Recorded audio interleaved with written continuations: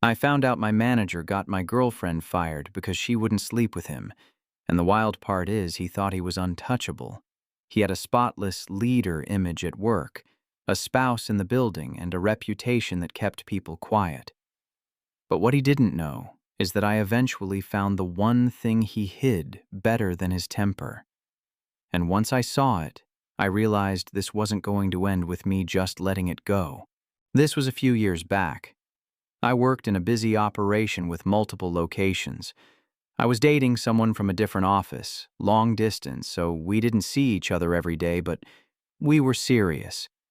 My manager was the kind of person who treated the workplace like his personal chessboard. From my perspective, everything was about control, schedules, assignments, even people's personal lives if he could get his hands on them. And unfortunately, once he learned I had something I cared about, he decided to test how much power he really had. It started small. Comments that didn't sound like comments. Little jokes that didn't feel like jokes. Then my manager had a work trip planned to the office where my girlfriend worked. A couple of days after that trip, my girlfriend called me, shaken. She told me he'd tried to get personal with her. Not professional, not appropriate. And when she shut it down, his whole vibe changed. Here's where it gets worse. Within a short time, she was suddenly written up, blamed for things she hadn't done, and then fired. The explanation she got didn't add up. The timing was too perfect. And while I couldn't prove it in the moment, it felt like retaliation. Like she said no, and he decided to punish her for it. I remember sitting there thinking, so this is who he is when nobody's watching. And if he could do that to her, what else had he done to other people? At work, he acted normal, almost cheerful, like he'd won. And every time I saw him walk the floor with that confident swagger, it lit something in my chest I couldn't turn off. Because I wasn't just angry, I felt helpless. And I knew if I confronted him directly, he'd twist it, deny it, and make my life worse. But then I started hearing things, little whispers from people who'd been there longer than me, and one detail kept coming up that made my stomach drop, because it suggested he wasn't just reckless, he was careless, and that meant he left evidence, just not where anyone expected. And when I realized where that evidence might be, I stopped being helpless. I'll keep this YouTube safe, but the rumor was he kept a hidden stash of explicit photos of himself with different women he'd been cheating with, like souvenirs he could brag about when he thought nobody important would ever see them. Not on his phone, not at home, somewhere private, somewhere he controlled. And that made sense because from what I could tell, his biggest fear wasn't getting caught at work. It was getting caught by the one person he couldn't intimidate the same way, his spouse. So I did something I hadn't done before. I stopped reacting. I started watching. I didn't rush. I didn't lash out. I just waited. Because if you've ever worked under someone like that, you know the trap. They want you emotional. They want you messy.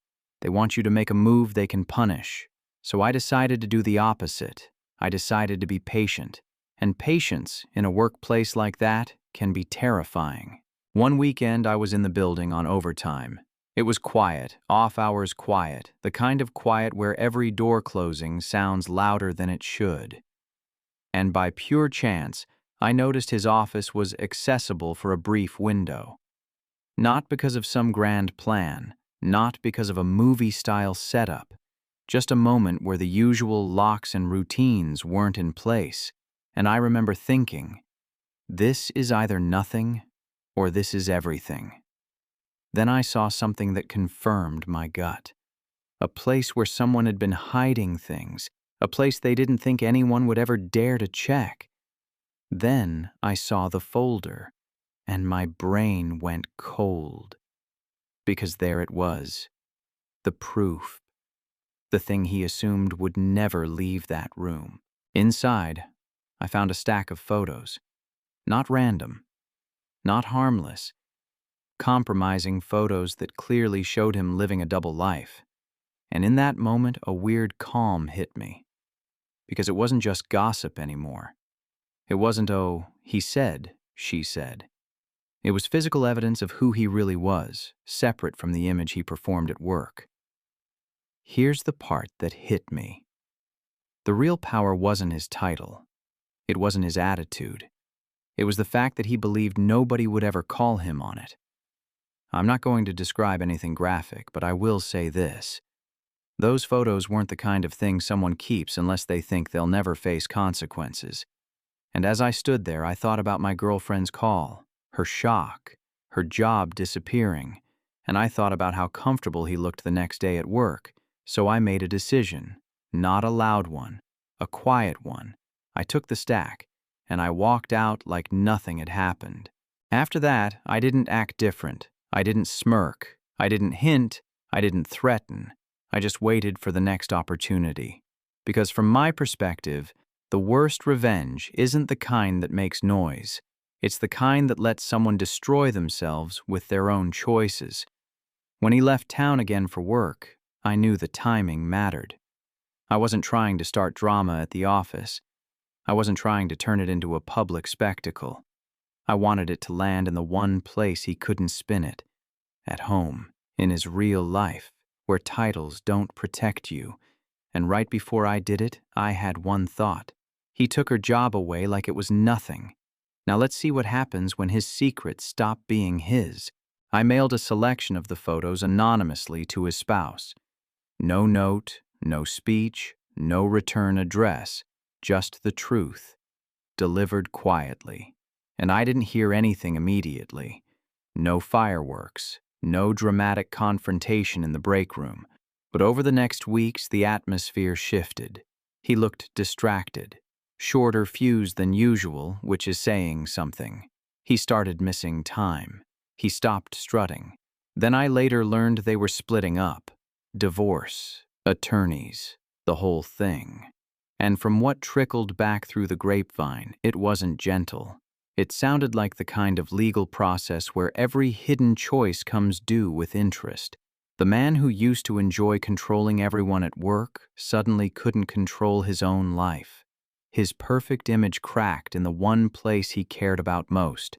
And once that happened, he wasn't the same person on the floor anymore.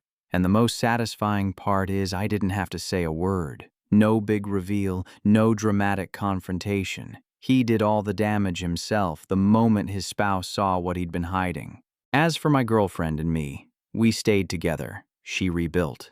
I backed her up the best I could. Time passed, life moved forward, and eventually she became my wife. And yeah, we're not carrying that anger anymore, but I'll tell you what I took from it.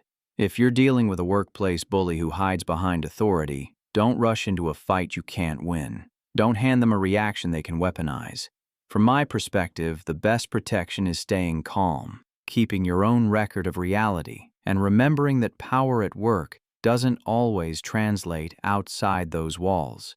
Because sometimes the consequences don't come from HR. Sometimes the consequences come from life catching up. Titles can shield people at work, but they don't shield them from the truth at home.